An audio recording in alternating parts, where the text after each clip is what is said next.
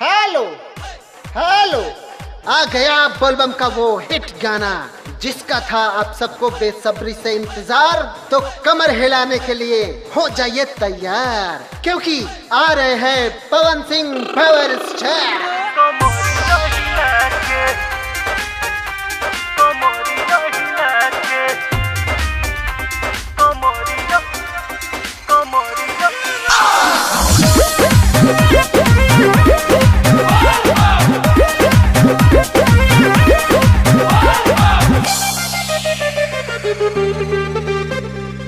भंगिए है असली बाबा के परसादी, खाके देखा दहिया में फुर्ती ले आदी।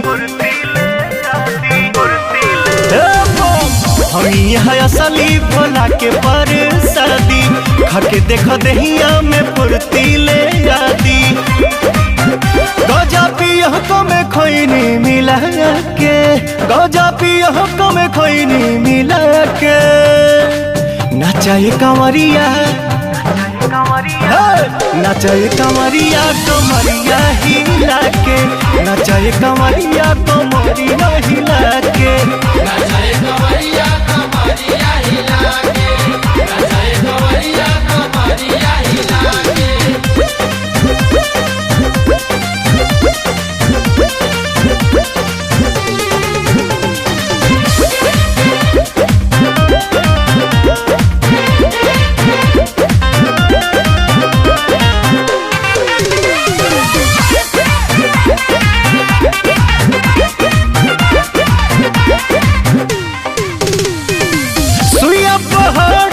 चढ़ाई हो तनिको न तोहरा बुझाई हो,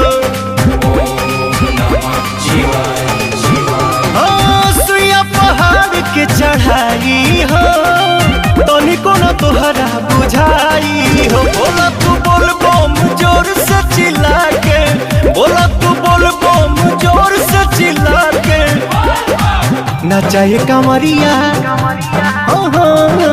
नचाए कंवरिया कमरिया हिला के, नचाए कंवरिया कमरिया हिला के, नचाए कंवरिया कमरिया हिला के, नचाए कंवरिया कमरिया हिला के।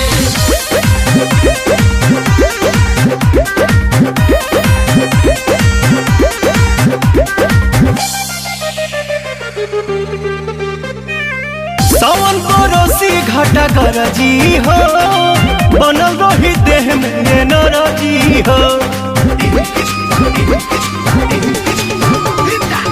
सावन परोसी घाटा गरजी हो, बनल रही देह में नरजी हो। रहिया भटकबो न बम तू भुला के, रहिया भटकबो न बम तू भुला के नचाए कंवरिया,